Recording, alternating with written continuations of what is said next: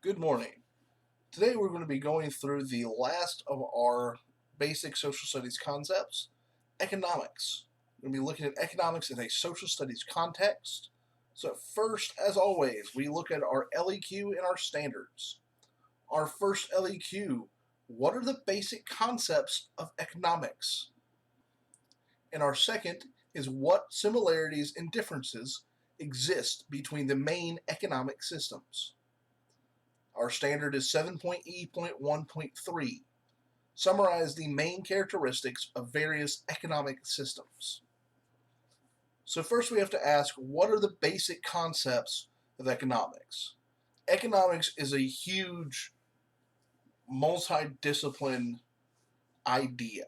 As you can see from the image I've placed here beneath the question, there are a lot of things that go into this. This is a huge concept. But we're just going to be dealing with the bare basics of the concept right now. So first, we're going to talk about the basic concepts. Our first concept is resources, a stock or supply of monies, material, staff, and other assets that can be drawn on by a person or organization in order to function effectively. So resources are the raw material that you have. So resources have three main segments. You have land resources, so the land that you own or the land that you work is a resource. This could be agricultural, it could be infrastructure. Your land is not just the land that you work, it's the land that you have available to you. The land you have available to you to put houses on, or to put stores, or to build bridges, to build roads. Those are all land resources.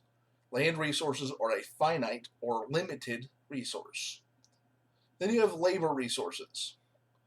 Labor resources are the people who will work for you, people who will do the work, the things that will do the work at this point, because there's a lot of labor resource which is moving from human labor, physical human labor, to robotic labor. Then finally, you have the human resources. Now, human resources can be something like labor, or it can be the people who are designing your product, the people who are creating your graphics, the people who are doing coding for you to create your new software. Those are all human resources. Next, we have goods and services. So, goods are things that satisfy wants and needs. Your clothes, your cell phone, your backpack, all those are goods. Those are goods that were created to be sold and purchased. Then you have services. The official definition of services are a system supplying public needs such as transport, communication, or utilities like electricity and water. Services are any action which are done in exchange for payment. So if you get paid to mow lawns, you are providing a service. If you get paid to wait tables, you're providing a service. If you get paid to make a YouTube video, if you make YouTube videos or TikTok videos and you get goods or money in exchange, or even you get recognition and fame in exchange, that's a form of payment which you are creating a service. You are doing a service. Next, we have scarcity. So, scarcity is the next step down from goods, services, and resources. So, resources are often limited. There are few things that are unlimited resources. So, you want to meet your demand, your wants, with your resources. So, you have a scarcity. You have more people who want what you have than you have to give them. So that creates this scarcity or this short supply that you can give. Now, scarcity leads to choices. They lead to choices of what do you produce? What's going to be the best thing to make with the resources that you have? how to produce it. You have to take your resources and say, well, if I take this one resource and I break it up, can I make one really, really expensive thing, or can I make a bunch of other smaller things?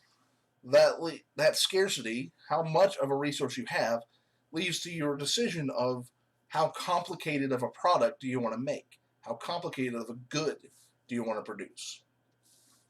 And then you have to make the choice of who are you producing this for?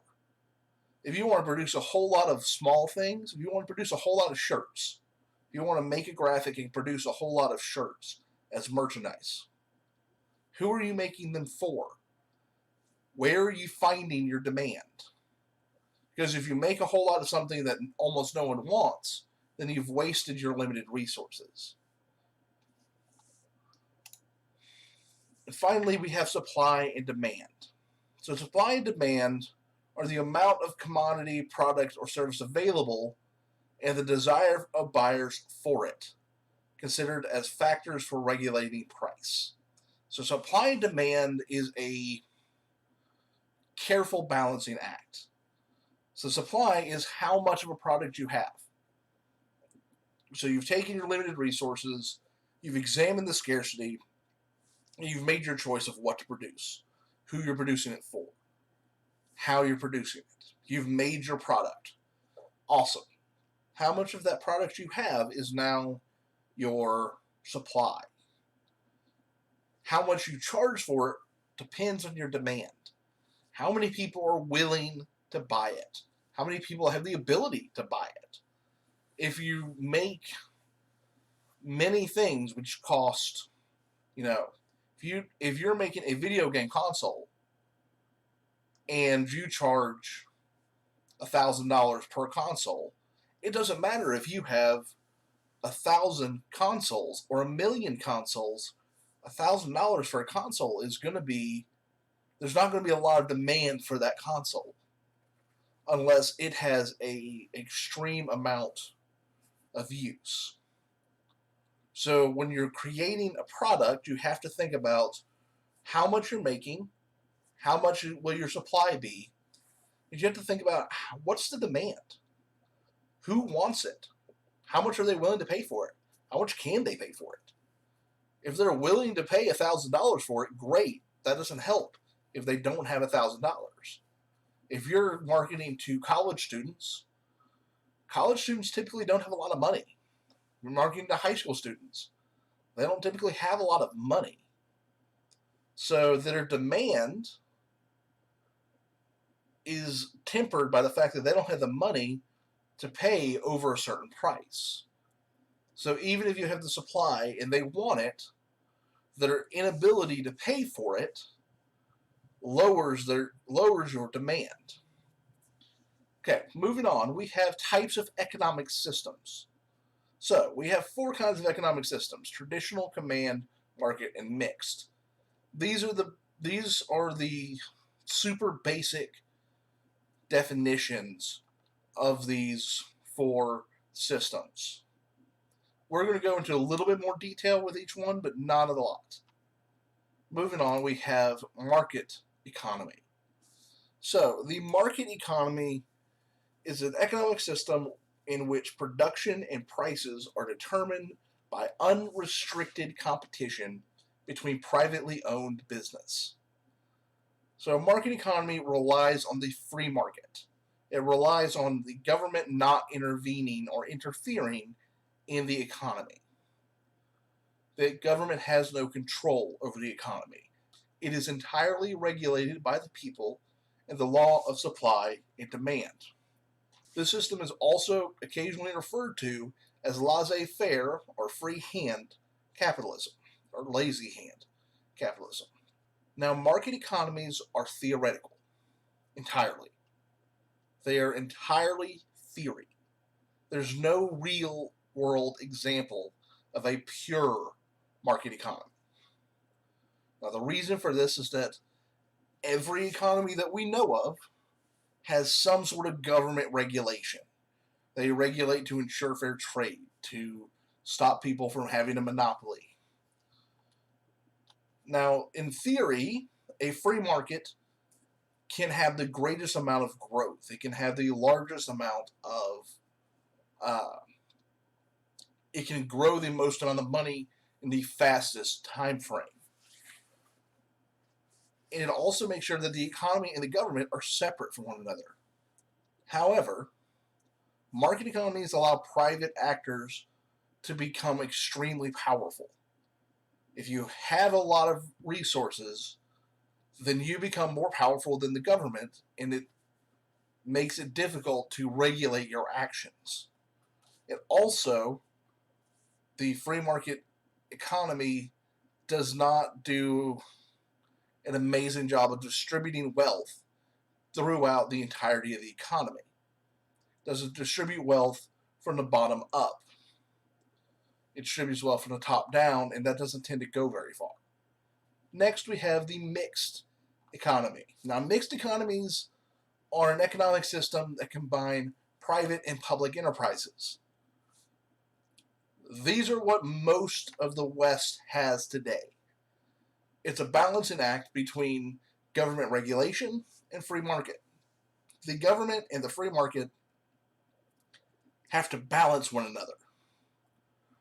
The government controls a small number of utilities and services that are deemed essential for the public good, and the free market controls the rest of the industries. And mixed economies are considered the ideal economic system presently. They're supposed to combine the advantages of command and market economies. However, it doesn't always work that way. Government control in some places is very high, other places is very low, and sometimes governments try to increase their control more than necessary. Other places, the free market tries to extend itself into government areas. So this is a balancing act type of economy. Even though it's considered the ideal, it requires a certain amount of leadership from the top down, both in the free market and in the government, to maintain this balancing act. Now, next we have the command economy. Now, command economy is an economy in which the production, investment, prices, and income are all determined centrally by government. So, a command economy, like it shows here, is all controlled by this central economic plan. So, step one, government creates the plan. Step two, the government distributes the resources according to the plan. Step three, the plan sets priorities for production of all goods and services. Step four, the government owns the monopoly. And step five, the government creates laws and regulations and directives to make sure that the central plan is followed. So, this is all controlled by a single organization, the government. So, command economies are found in communist countries, typically. A command economy is typically established because a country discovers it has access to a lot of valuable resources, such as oil, gold, diamonds, that sort of thing, where the government will step in to regulate the resource and the processes around that resource so that the government makes sure it gets the benefits of that economy, and in theory it distributes that wealth accordingly from the bottom up. Now, that's not always the case. This typically isn't the case, honestly, in most command economies. Also, command economies tend to be less flexible. A market economy responds almost immediately to the ebb and flow of supply and demand. However, in a command economy, because it's a government, and governments are not good at reacting quickly. They're not good at acting quickly because there are a lot of moving parts. A command economy, there's a change and the economy doesn't change with it. The economy the land has to be altered before it can change, and that altering could take a lot of time. All right. Finally, we have a traditional economy.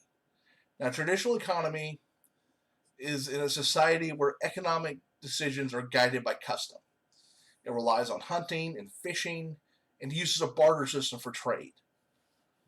Now, this graphic shows you the 5 traits of a traditional economy, where it centers around the traditional economy centers around a family or tribe instead of on a government. It exists primarily in hunter-gatherer societies. These are rural areas of second or third world countries where your economic activities, your economic production typically revolves around farming, hunting, fishing, stuff like that. These are all aspects of a traditional economy. The trade within that economy relies on bartering, relies on you going, here, I have this fish, I have fish from my fishing this morning, you have meat from when you went hunting a couple of weeks ago. Let's trade. I'll trade you some of my fish for some of your red meat. Or I'll trade you some of this meat I hunted for your crops. Now, traditional economies only produce what they need. You produce enough to fit the supply or fit the demand. You don't stockpile. You don't get a whole lot of things. When you go fishing, you don't fish out the entire lake so you can try and sell all your fish. You fish to get the amount that you need for your family and a little bit more so you can barter. So surplus and leftovers, things that are extra, production that's extra, is really rare. That's a rare thing, and it creates a sustainable economy because you're not constantly using up what's available. The traditional economy tends to be the most basic and the most ancient type of economy in the world. Most civilizations started with traditional economies. They then tend to evolve into other kinds of economies as they create degrees of specialization and division of labor. So, we have covered the 4 main economic systems. We've covered our basic economic concepts. Thank you for listening, and please be prepared to talk about this when we come to class. Have a good day. Have a good weekend.